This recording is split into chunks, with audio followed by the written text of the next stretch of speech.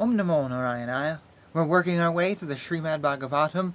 We're picking up today in chapter 11, Lord Krishna's entrance into Dvaraka. I interrupted this in the last talk for some ramble, so we're going to continue it now with verse 16. On hearing that the most dear Krishna was approaching Dvarakadama, magnanimous Vasudeva, Akrura, Ugrasena, Balarama, the superhumanly powerful, Pradyumna, Karodashna, and Samba, the son of Jambavati, all extremely happy, abandoned resting, sitting, and dining. They hastened toward the Lord on chariots with brahmanas bearing flowers. Before them were elephants, emblems of good fortune. Conch shells and bugles were sounded, and Vedic hymns were chanted. Thus they offered their respects, which were saturated with affection. At the same time, many hundreds of well-known prostitutes began to proceed on various vehicles. They were all very eager to meet the Lord, and their beautiful faces were decorated with dazzling earrings, which enhanced the beauty of their foreheads.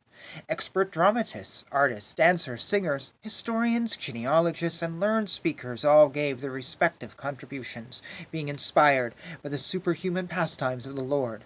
Thus they proceeded on and on. Lord Krishna, Lord Vishnu approached them, and offered due honor and respect to each and every one of his friends, relatives, and the citizens and all others who came to receive and welcome him. The Almighty Lord greeted everyone present by bowing his head, exchanging greetings, embracing, shaking hands, looking and smiling, giving assurances and awarding benedictions, even to the lowest in rank. Then the Lord personally entered the city accompanied by elderly relatives and invalid brahmanas with their wives, all offering benedictions and singing the glories of the Lord. Others also praised the glories of the Lord. When Lord Krishna passed over the public roads, all the ladies from the respectable families of Dvaraka went up to the roofs of their palaces just to have a look at the Lord. They considered this to be the greatest festival. The inhabitants of Dvaraka were regularly accustomed to look upon the reservoir of all beauty, the infallible Lord, yet they were never satiated. The Lord's chest is like the abode of the goodness of fortune. His moon-like face is the drinking vessel for eyes which hanker after all that is beautiful. His arms are the resting places for the administrative demigods, and his lotus feet are the refuge of pure devotees who never talk or sing of any subject except his lordship. As the Lord passed along the public road of Dvaraka, his head was protected from the sunshine by a white umbrella. White feathered fans moved in semicircles, and showers of flowers fell upon the road. His yellow garments and garlands of flowers made it appear as if a dark cloud were surrounded simultaneously by sun, moon, lightning, and rainbows. After entering the house of his father, he was embraced by the mothers present, and the Lord offered his obeisances unto them by placing his head at their feet. The mothers were headed by Devaki, his real mother. The mothers, after embracing their sons, sat him on their laps. Due to pure affection, milk sprang from their breasts. They were overwhelmed with delight, and the tears from their eyes wedded the Lord. Thereafter the Lord entered his palaces, which were perfect to the fullest extent. His wives lived in them, and they numbered over 16,000. The queens of Sri Krishna rejoiced within their minds to see their husband home after a long period abroad. The queens got up at once from their seats and meditations. As was socially customary, they covered their faces shyly and looked about coyly. The insuperable ecstasy was so strong that the queens, who were very shy, first embraced the Lord in the innermost recesses of their heart. Then they embraced him visually, and then they sent their sons to embrace him, which is equal to personal embracing. But, chief among the Bhrigus, although they tried to restrain their feelings, they inadvertently shed tears. Although Sri Krishna was constantly by their sides, as well as exclusively alone, his feet appeared to them to be newer and newer. The goddess of fortune, although by nature always restless and moving, could not quit the Lord's feet. So what woman can be detached from those feet, having once taken shelter under them? The Lord was pacified after killing those kings who were burdensome to the earth. They were puffed up with their military strength, their horses, elephants, chariots, infantry, etc. He himself was not a party in the fight. He simply created hostility between the powerful administrators, and they fought amongst themselves. It was like the wind, which causes friction between bamboos and sparks a fire.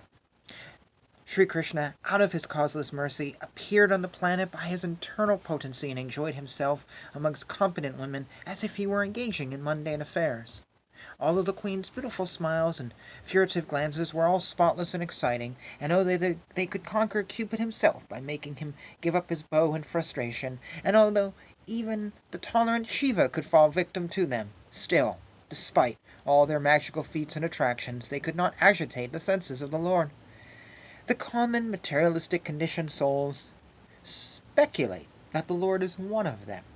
Out of their ignorance, they think that the Lord is affected by matter, although he is unattached. This is the divinity of Lord Vishnu. He is not affected by the qualities of material nature, even though he is in contact with them. Similarly, the devotees who have taken shelter of the Lord do not become influenced by the material qualities. The simple and delicate women truly thought that Sri Krishna, the beloved husband, followed them and was dominated by them. They were unaware of the extent of the glories of their husband, as the atheists are unaware of him as the supreme controller.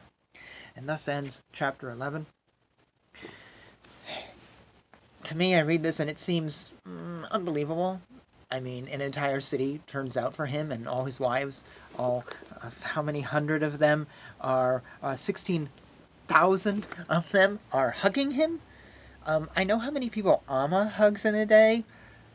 That means he spent days and days and days hugging just his wives, which meant it probably took a week or two just to get into the city. It seems a little over the top. And I'm not a scholar. I'm not a guru or a ISKCON teacher or anything like that. So I don't have a definitive answer of how to approach this. Sometimes, though, I don't think it matters. I don't think it's necessarily all about this is a factual story. Because even if it's not factual, the teachings of Krishna are still valid. Unlike in Christianity, where if Jesus never exists, there is no redeeming blood. You're no longer saved. But this is not about that. Sometimes I think it may not be factual completely, but it's just so sharing this story of, and it's giving abundance as its theme of Krishna is so amazing that, hey, if there was a city, everyone would be turned into him. If there was a community or what, everyone would be there. And it just shows you how much loved he would be in this scenario. I think that's what this going for. I don't know.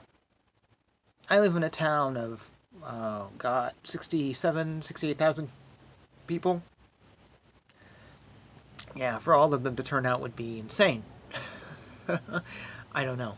Anyways, thoughts on that. That's why I bring it up. Put some thoughts down below in the comments, and we'll continue to read in the next video, so thanks for hanging out with me. Hare Krishna, Krishna Krishna, Hare Hare, Hare Rama, Rama Rama, Hare Hare.